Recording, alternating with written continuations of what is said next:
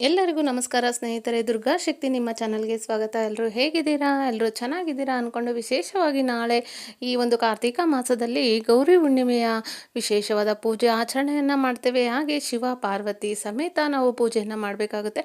ಹಾಗೆ ವಿಶೇಷವಾಗಿ ನಾವು ಬೆಲ್ಲದ ಆರತಿಯನ್ನು, ಅಕ್ಕಿ ಹಿಟ್ಟಿನ ಆರತಿಯನ್ನು, ತಂಬಿಟ್ಟು ಆರತಿಯನ್ನು ಸಹ ಮಾಡ್ತೇವೆ. ಹಾಗೆ ನಾವು ನಾಳೆ ಹುಣ್ಣಿಮೆ ಆಗಿರೋದ್ರಿಂದ ವಿಶೇಷವಾಗಿ ನಾವು ದೇವಸ್ಥಾನಗಳಿಗೆ ಹೋಗಿ 365 ದೀಪಗಳನ್ನು ಬೆಳಗಿಸ್ಬೇಕು. ವಿಷ್ಣು ಹಾಗೂ ಶಿವನ ಆರಾಧನೆ ತುಂಬಾ ಮುಖ್ಯ. ಹಾಗಾಗಿ ನಮ್ಮ ಮನೆಯಲ್ಲಿ ಬಿಲ್ವಪತ್ರೆ ಇದ್ದರೆ ಬಿಲ್ವಪತ್ರೆಯಿಂದ 101 ಬಿಲ್ವಪತ್ರೆಯನ್ನು ಹಾಕಿ ನಾವು ಶಿವನಿಗೆ ಪೂಜೆಯನ್ನು ಸಲ್ಲಿಸಬೇಕಾಗುತ್ತೆ. ಹಾಗೆ ಮನೆಯಲ್ಲಿ ಬೆಲ್ಲದ ಆರತಿಯನ್ನು ಮಾಡಿ, ಹಾಗೆ ನಿಮ್ಮ ಮನೆಯಲ್ಲಿ ನಿಂಬೆಹಣ್ಣಿನ ಆರತಿಯನ್ನು ಸಹ ಮಾಡ್ತಾರೆ. ಆದರೆ ವಿಶೇಷವಾಗಿ ನಾವು ಶಿವನಿಗೆ, ಲಕ್ಷ್ಮಿಗೆ ನಿಂಬೆಹಣ್ಣಿನ ಆರತಿಯನ್ನು ಮಾಡಿ ಶಿವನಿಗೆ ನೀವು ಬೆಲ್ಲದ ಆರತಿಯನ್ನು ಮಾಡೋದ್ರಿಂದ ತುಂಬಾ ಒಳ್ಳೆಯದು. ಹೀಗೆ ಈ ರೀತಿಯಾದಂಥ ಆಚರಣೆಯನ್ನು ಮಾಡಿಕೊಳ್ಳಿ. ಹಾಗೆ ನೈವೇದ್ಯ ಅಂತ ಬಂದರೆ ಶಿವನಿಗೆ ನೀವು ನೈವೇದ್ಯಕ್ಕೆ ಹಾಲನ್ನಾದರೂ ಇಡ್ಬೋದು. ಇಲ್ಲ ಅಂದರೆ ನಿಮ್ಮ ಮನೆಯಲ್ಲಿ ಏನಾದರೂ ಏನೂ ಮಾಡಿಲ್ಲ ಅಂದರೆ ಸಕ್ಕರೆ ಮತ್ತು ಅನ್ನವನ್ನು ಸಹ ಇಡ್ಬೋದು. ಈ ರೀತಿಯಾದಂಥ ಆಚರಣೆಯನ್ನು ಮಾಡಿ. ಮನೆಯಲ್ಲಿ 365 ದೀಪಗಳನ್ನು ಹಚ್ಚೋದಕ್ಕೆ ಆಗಲ್ಲ, ಮನೆ ಚಿಕ್ಕದಿರುತ್ತೆ. ಯಾಕಂದರೆ 365 ದೀಪ ಉರಿಬೇಕು ಅಂದರೆ ತುಂಬಾ ಜ್ವಾಲೆ ಜಾಸ್ತಿ ಇರೋದ್ರಿಂದ ಮನೆಯಲ್ಲಿ ಅನಾಹುತ ಆಗುತ್ತೆ ಅನ್ನೋ ಒಂದು ಭಯ ಇರೋರು ದೇವಸ್ಥಾನಗಳಿಗೆ ಹೋಗಿ ದೀಪಾರಾಧನೆಯನ್ನು ಮಾಡ್ಬೋದು. ನಾನು ನಮ್ಮ ಮನೆಯಲ್ಲಿ ಸರಳವಾಗಿ ಬೆಲ್ಲದ ದೀಪಾರಾಧನೆಯನ್ನು ಮಾಡಿದ್ದೆ. ಈ ವಿಡಿಯೋವನ್ನು ಸಹ ನಾನು ಇಲ್ಲಿ ಹಂಚ್ಕೊಂಡಿದ್ದೀನಿ. ಮತ್ತು ನಾವು ಮನೆಯಲ್ಲಿನೇ ಸರಳವಾಗಿ ಆಚರಣೆಯನ್ನು ಮಾಡ್ಕೊಳ್ಳಿ. ಹಾಗೆ ನಿಮಗೆ ಭಯ ಇದ್ದರೆ, ಜ್ವಾಲೆಯ ಅಂದರೆ ಈ ಒಂದು ಬೆಂಕಿಯ ಭಯ ಇದ್ದರೆ, ಯಾಕಂದರೆ ಆ ಜ್ವಾಲೆ ಜಾಸ್ತಿ ಇರೋದ್ರಿಂದ ನಿಮಗೆ ಆತಂಕ ಇದ್ದರೆ ನೀವು ದೇವಸ್ಥಾನಕ್ಕೆ ತೆರಳಿ ಪೂಜೆಯನ್ನು ಸಲ್ಲಿಸ್ಕೋಬೋದು. ನಾಳೆ ನಿಂಬೆಹಣ್ಣಿನ ದೀಪಾರಾಧನೆಯನ್ನು ಮಾಡ್ಕೊಳ್ಳಿ. ಹುಣ್ಣಿಮೆ ಇರೋದ್ರಿಂದ ನೀವು ಲಕ್ಷ್ಮೀ ದೇವಿಗೆ ವಿಶೇಷವಾಗಿ ನಿಂಬೆಹಣ್ಣಿನ ದೀಪಾರಾಧನೆಯನ್ನು ಮಾಡ್ಕೊಳ್ಳಿ. ಹಾಗೆ ವಿಷ್ಣುವಿಗೆ, ಶಿವನಿಗೆ ನೀವು ದೇವಸ್ಥಾನಕ್ಕೆ ತೆರಳಿ ದೇವಸ್ಥಾನದಲ್ಲಿ ಆರತಿಯನ್ನು ಮಾಡ್ಕೊಳ್ಳಿ.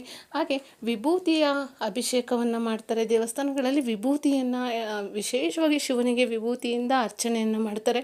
ಹಾಗಾಗಿ ವಿಭೂತಿಯ ಅರ್ಚನೆಯನ್ನು ಮಾಡಿಸಿ.